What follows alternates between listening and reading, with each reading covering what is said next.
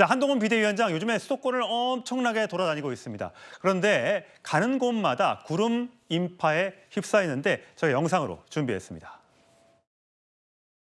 지금 이 철도를 지하화하는 것이 이 수원의 동서간의 격차, 의도하지 않았지만 굉장히 고착화된 이 격차를 해소할 수 있는 문제라고 생각합니다. 한동훈 화이팅! 화이팅!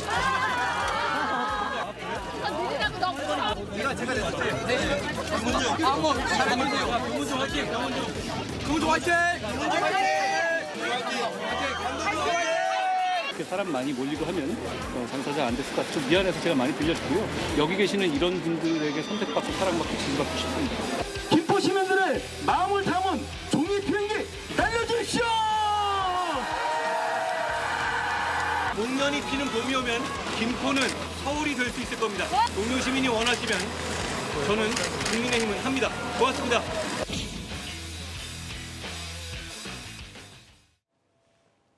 예, 서영주 부대변인 네. 보시기에는 어쨌든 지금 한동훈 비대위원장이 가는 곳마다 저렇게 인파가 널립니다. 남녀노소 불문하고 사인 공세 또 셀카 공세를 받고 있습니다. 그만큼 한동훈 비대위원장의 개인적인 인기가 굉장히 많이 올라갔거든요. 어쨌든 정치인이라면 저런 여론 또 국민적인 지지가 굉장히 큰 힘이 될 텐데 지금까지 잠시 있었던 윤한 갈등에서 김경률 비대위원의 사퇴가 있었지만 저렇게 그 많은 인기를 받고 있다면 결국 결국 이번 총선의 무게추는 윤석열 대통령보다는 한동훈 비대위원장의 얼굴로 치러지는 그런 효과가 있지 않겠습니까? 그러겠죠. 그러니까 한동훈 비대위원장의 인기가 높다. 그건 당연히 높다고 인정을 해야 될 것 같아요. 근데 보통 이제 집권여당의 비대위원장이 현장에 가면 저 정도 인파는 다 모여요. 아, 그래요? 예전에 예를 들면 네. 김종인 비대위원장이 이제 웃지 마시고 이건 사실이기 때문에요. 2016년도에 김종인 비대위원장이 민주당에 왔을 때 저희하고 전혀 상관없는 비대위원장인데 무슨 인기가 있겠느냐 했는데 김종인 비대위원장 현장에 오면요. 민주당 지지자들이 저렇게 모입니다. 그리고 지금 구리잖아요. 구리도요. 국민의힘이 아예 없지 않습니다.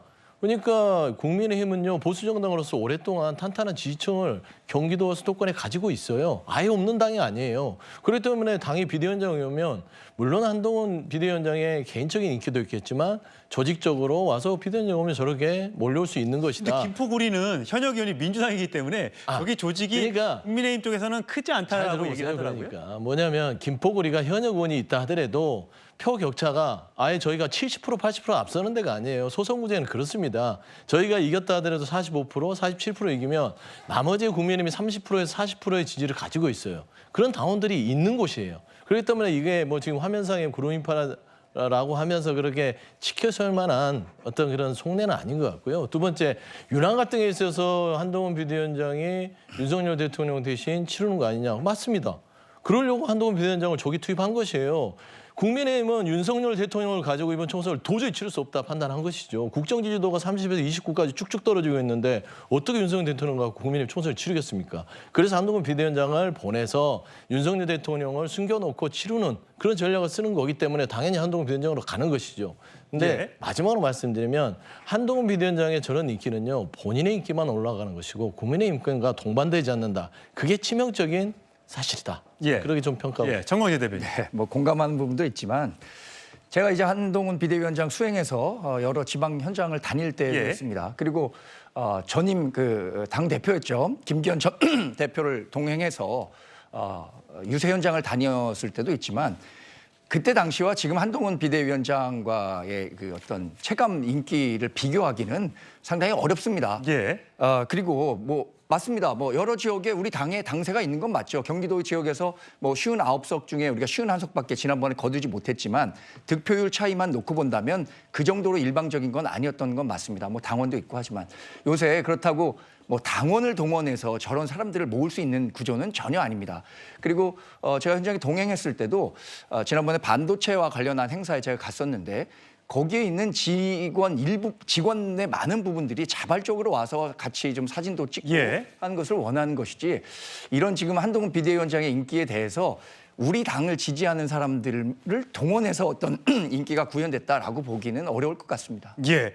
자, 김경률 비대위원이 갑자기 불출마를 선언하면서 마포울 지역구에 이제 누가 갈 것인가? 이미 이제 마포울에 도전장을 낸 국민의힘 후보들이 몇 명이 있습니다. 그 후보들 중에 결정이 될지 또 다른 분이 또 도전장을 던지게 될지는 아직 모르겠는데 정청래 현역 의원이죠. 오늘 이런 SNS 글을 남겼더군요. 마포울이 안동역인가? 안 오는 건지 못 오는 건지 오지 않는 국힘아 등등등등 얘기하면서 선거가 장난인가? 그러면서 네가 와라 한동훈 이렇게 되어 있습니다. 자, 성 위원장님 보시기에는 예. 자신감의 표현입니까? 어떻게 해석하세요? 뭐 워낙 자신감 넘치고 저런 해악을 좋아하시는 분이라 사실 저 SNS를 지금 봤거든요. 아, 그래요? 예. 입장이 나오기 전에 이번에 분명 정청래 수석 최고위원에 대한 입장을 모두가 기다릴 것이기 때문에 여기에서 좀 우리 당을 위한 반응을 좀 해줬으면 좋겠다고 기대를 했는데 본인의 그 기존 스타일대로 하셨네요. 아무래도 그 뭐 한동훈도 와라, 뭐 누구도 와라 했던 거는 기존의 자신감이 반영이 돼 있는 것이고 그리고 본인의 체급을 키우고 싶은 정치인의 욕심도 반영된 것이겠죠. 뭐 원희룡 전 장관이 이재명 대표의 지역구를 찾아가는 것처럼 오히려 정청래 의원은 본인의 지역구가 있으니까 누구도 와라 상대해주겠다 그런 자신감이 반영된 것인데 저는 그래서 아까 말씀드린 것처럼 아쉬운 거는 이렇게 국민의힘은 조금 다른 목소리 낸 사람 결국 주저앉혔다. 우리 당은 좀 그러지 않았으면 좋겠다라는 좀 통합의 메시지를 줬으면 좋겠다는 아쉬움이 개인적으로 있습니다. 예, 그 얘기는 나중에 이재명 대표와 문재인 전 대통령의 회동 장면에서 다시 한번 저희가 짚어보도록 하고